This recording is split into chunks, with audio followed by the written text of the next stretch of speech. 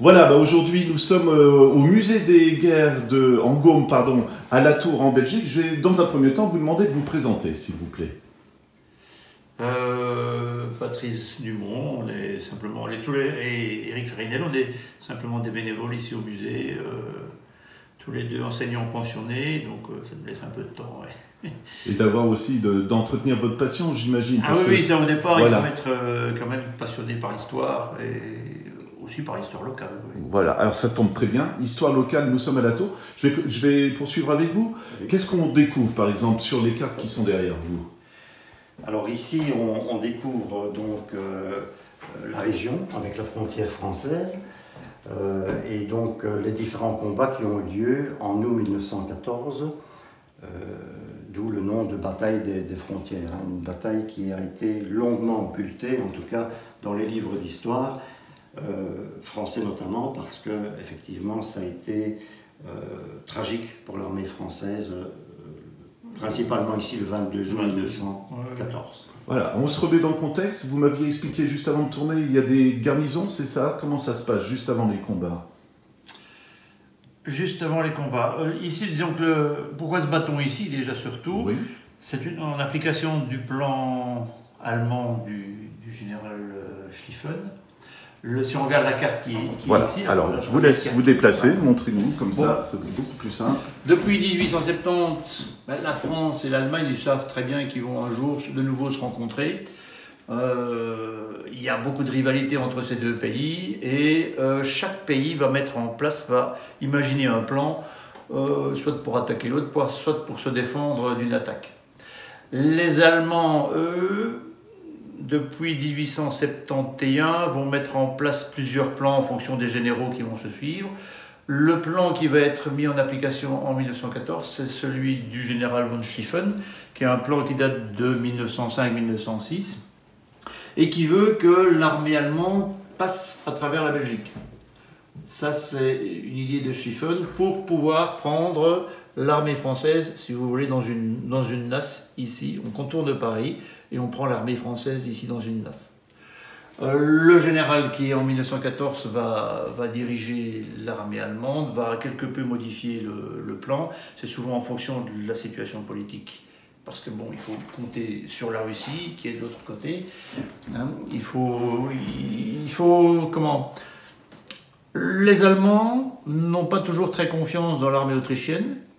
Donc ils vont devoir retirer des divisions qui sont de ce côté-ci, à l'ouest, pour les remettre à l'est. Donc l'armée qui va attaquer sera peut-être un peu moins forte que l'armée, que les unités prévues par Schlieffen à l'origine. Mais ça veut dire que dès la fin du conflit de 1870, on est déjà en train de penser au prochain conflit? Je ne sais pas si c'est le cas au lendemain, mais en tout cas, c'est vrai qu'il y a eu pas mal de tensions entre les deux pays. Il y a évidemment le sentiment de revanche de la part des Français. La France qui a quand même été amputée d'une bonne partie de la Lorraine et aussi de l'Alsace. Et puis, au fur et à mesure, il est clair que le jeu des alliances, comme on peut le voir ici sur la carte, va expliquer pas mal de choses. Parce que si on regarde le côté allemand, la meilleure défense, c'est bien sûr l'attaque, et ils se sentent quelque part encerclés, on le voit en bleu ici, par la triple entente. Et donc, à un moment donné, ils vont passer, je vais dire, à l'attaque. Pour eux, c'était par mesure de défense. Voilà. Et donc, l'idée, comme Patrice l'a expliqué ici, c'est de prendre Paris en 6 semaines, le temps que l'Empire russe, qui est quand même assez grand, se mobilise, de façon à reporter l'ensemble des effectifs sur le front de l'Est. Évidemment, ça c'est la théorie. Dans la pratique, ça a été tout à fait différent, notamment avec la résistance des forts de Liège, qui vont contenir quand même l'armée allemande au moins jusqu'au 15-16 août. Et donc, ils vont perdre pas mal de temps dès le départ. Alors on parle bien évidemment d'histoire locale. Comment c'est vécu? Vous avez des témoignages justement que quand vous dites que les Allemands rentrent en Belgique, je ne pense pas que c'était aussi simple que ça quand même, ou est-ce qu'il y avait un ressenti, il y avait quelque chose? Un ressenti, je ne sais pas, mais dès que le roi Albert Ier refuse le passage par la Belgique à l'armée allemande, on a des troupes qui rentrent en Belgique le 4, la déclaration de guerre c'est le 4. Ici, on a déjà des passages de troupes vers le 6, oui. vers le 6 août. Mais ce ne sont pas encore les troupes qui vont se battre le 22 août. Hein. On a beaucoup d'unités de cavalerie qui sont là en reconnaissance pour essayer de situer l'ennemi, simplement connaître un petit peu ses déplacements. Le gros de l'armée française, il y a pas mal de garnisons ici le long de la frontière, c'est des garnisons qui sont là pour protéger la mobilisation du gros de l'armée et qui vont rentrer en Belgique pour observer un petit peu la situation. Ces unités vont se rencontrer à certains moments, beaucoup de combats de cavalerie, par exemple ici à Vence ou à Stockholm, il y a pas mal de combats, mais ça ne va pas apporter grand-chose, ça ne va pas modifier grand-chose sur ce qui va se passer plus tard au niveau des grandes batailles qu'on va avoir ici sur la région. Ce sont principalement des escarmouches, hein, oui, entre cavaliers allemands et français. Et il faut dire aussi qu'au niveau donc, de l'armée belge, c'est important aussi, on a quand même une caserne pas très loin. Alors si vous voulez bien, mais on va se mettre vers le panneau de l'armée belge en guerre, justement. Parce qu'il faut bien préciser, c'est vrai qu'on parle toujours de Verdun, comme je vous l'avais expliqué avant, mais on oublie quand même qu'il y a eu des tas d'événements aux alentours, quoi, tout simplement. Hein. Oui, disons qu'ici, vous posiez la question de savoir un petit peu le sentiment de la population ici. Je ne peux pas en dire grand-chose, si ce n'est qu'avec le casernement quand même d'Arlon assez proche, on aurait pu penser que la Belgique pourrait défendre sa population locale, ce qui n'a pas été le cas, puisque les soldats belges ont directement été envoyés sur la Meuse, et donc en laissant ici, quelque part, la population sans défense. D'accord. Donc c'était surtout tenir les forts de Liège, tenir Namur également, donc ils étaient carrément repliés sur la Meuse. Est-ce que, c'est pas un vilain mot, mais est-ce que c'était une erreur de stratégie du coup ou pas ? Je pense que la stratégie, je ne connais pas trop, hein, mais je pense que la stratégie belge repose sur 3 grosses places fortes, Namur, Liège et Anvers. D'ailleurs, l'armée belge, quand elle aura perdu Liège et Anvers, va se retirer sur, Liège et Namur, va se retirer sur Anvers. Je pense que dans l'imagination, dans l'idée de l'état-major, on compte sur l'armée française pour venir contrecarrer l'avance allemande. Qu'est-ce qui se passe alors à partir du 22 août ?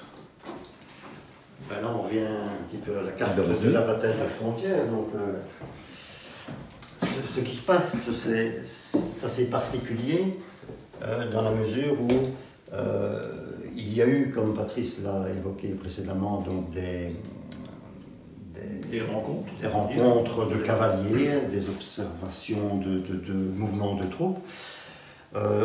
Mais ce qu'on peut constater aussi, c'est qu'il y a un peu un manque de communication entre l'état-major, notamment français, des troupes qui sont, je veux dire, sur le terrain, sur la réalité, en fait.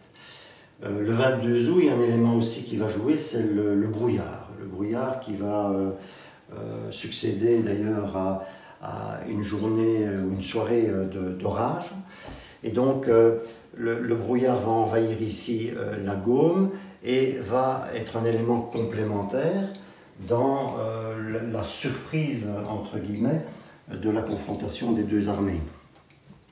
Donc ici, ce qui s'est passé principalement dans la région, donc, ce sont les batailles de Rossignol, puisqu'on se limite ici un petit peu à la Gaume, Rossignol, Tintigny, Bellefontaine, Saint-Vincent, Aide et Virton.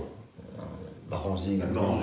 Baranzy. Donc c'est toute cette région-là où on va avoir donc un ordre de mission, notamment donc, de l'armée française. Je pense particulièrement à Neufchâteau, où l'ordre de mission était de rejoindre donc, Neufchâteau à la fin de la journée, et où finalement les belligérants vont se rencontrer donc, à Rossignol.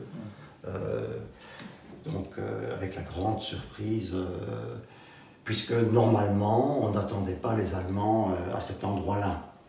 Alors que logiquement, 2 jours avant, notamment puisque ce sont les coloniaux qui ont combattu côté français, donc à Rossignol, les coloniaux, dans le chef notamment du chef d'état-major des coloniaux, avaient eu connaissance qu'il y avait quand même des troupes importantes. Donc apparemment la communication n'a pas été donnée à l'époque. En même temps, qu'est-ce qui se passe en France alors? D'après les historiens, la bataille des frontières, c'est à peu près 15 batailles. Nous, ici à la Tour, on s'intéresse surtout à ce qui se passe en Gaume. Donc notre limite, c'est comme on vient de le dire, c'est Rossignol, on descend jusque Baranzy. Mais au même moment, la place forte de Longwy est assiégée. Elle va tomber le 26 août. Mais en même temps, ici, on descend un petit peu vers Verdun, il y a toute une série de batailles qui vont se dérouler, mais du côté français. Il ne faut pas l'oublier. À peu près partout, ces batailles-là, elles vont tourner au désavantage de l'armée française.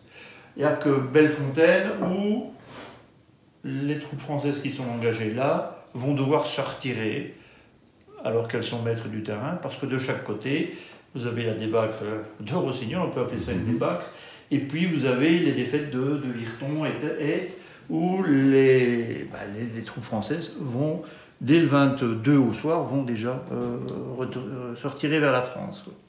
On ne se rend pas compte, mais on parle de Rossignol, on parle de Bellefontaine, où là il y a eu moins de victimes françaises qu'allemandes.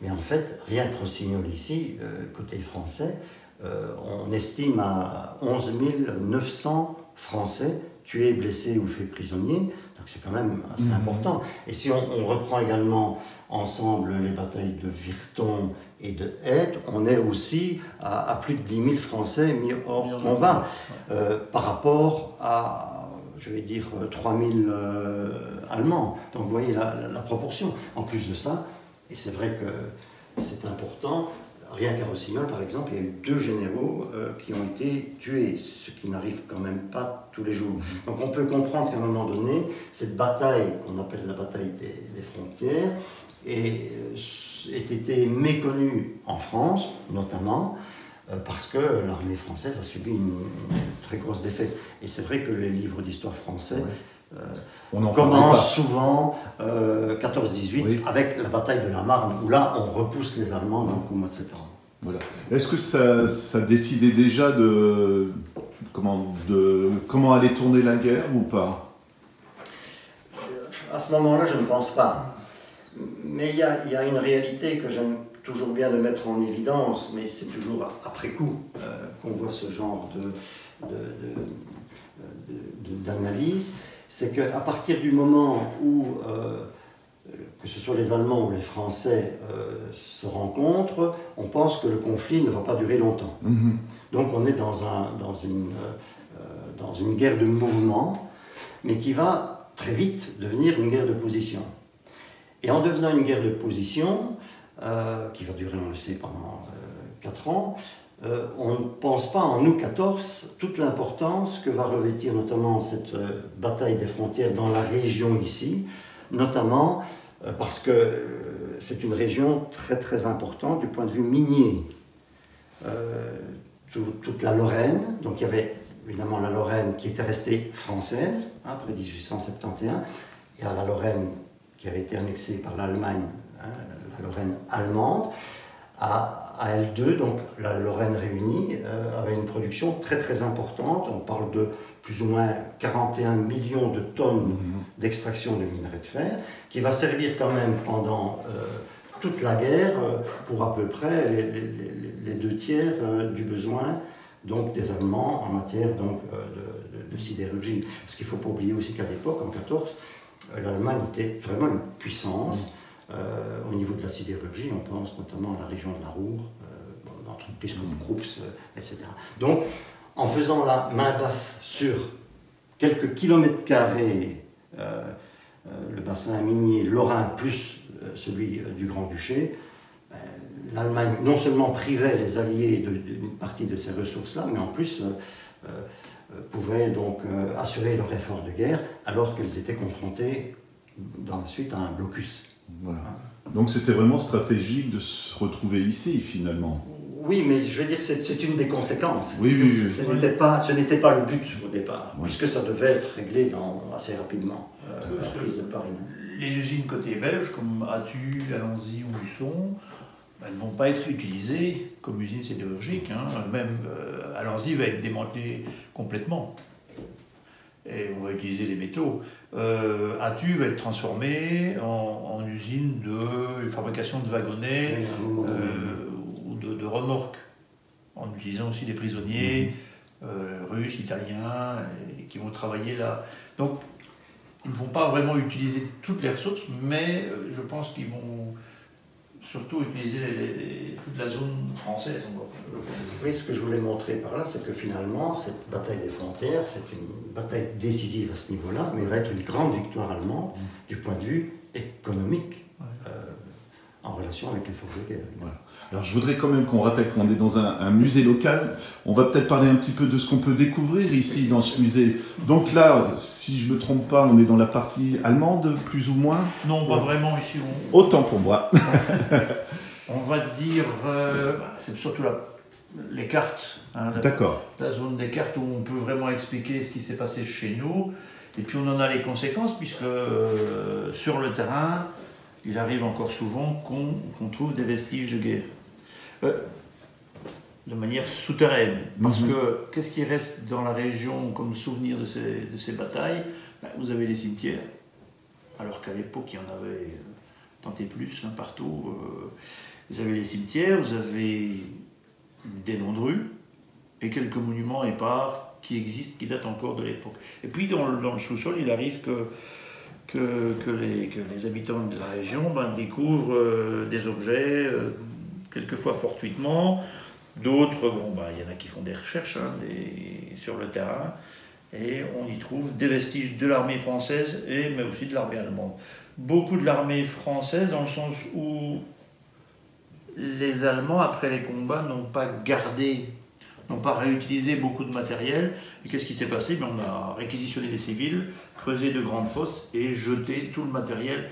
Quand on voit que sur la bataille d'Aeth, il y a un peu plus de 5000 hommes qui sont mis hors de combat, prisonniers, blessés, disparus et tués, tout leur équipement, ils vont partir en captivité sans cet équipement. On a des photos de champs de bataille, ici sur Blé, où on voit les sacs des hommes qui sont complètement ouverts, éventrés, le matériel dispersé sur le terrain. Donc, ça veut dire quoi? Je m'excuse parce qu'il y a eu des combats extrêmement violents et on parlera aussi de la population civile qui a malheureusement vraiment beaucoup souffert. Oui. Mais on a abandonné le matériel parce que quoi? On a dit c'est plus ici qu'on se bat ou on a fait les prisonniers C'est surtout le matériel des hommes qui ont été mis hors de combat. Les soldats, quand ils attaquent, ils ont leur sac sur le dos et qui leur sert aussi à certains moments de protection. Une fois qu'ils ont été tués ou blessés, ils vont se débarrasser de ce sac. Enfin, les tuer, on va les débarrasser de leur sac. Il y a eu des pillages sur les morts. Et puis, les blessés, ils vont abandonner le sac, c'est sûr. Donc tout ça reste sur le terrain, mais l'armée allemande, je dirais au début de la guerre, parce qu'après, ça va changer, n'en a pas besoin. Donc qu'est-ce qu'on fait? On s'en débarrasse. Souvent, les fusils sont cassés et on les enterre avec les ceinturons, les sacs, tous les vêtements, parce que les civils n'avaient absolument pas le droit de récupérer des objets sur le terrain. Donc tout ça est enterré et redécouvert. Des objets ici ont été redécouverts du côté de la gare de Aeth, parce que là on s'y est battu pas mal, et on avait creusé des fosses, enterré le matériel, et en creusant les fondations de maisons, on est tombé sur ce matériel, quoi.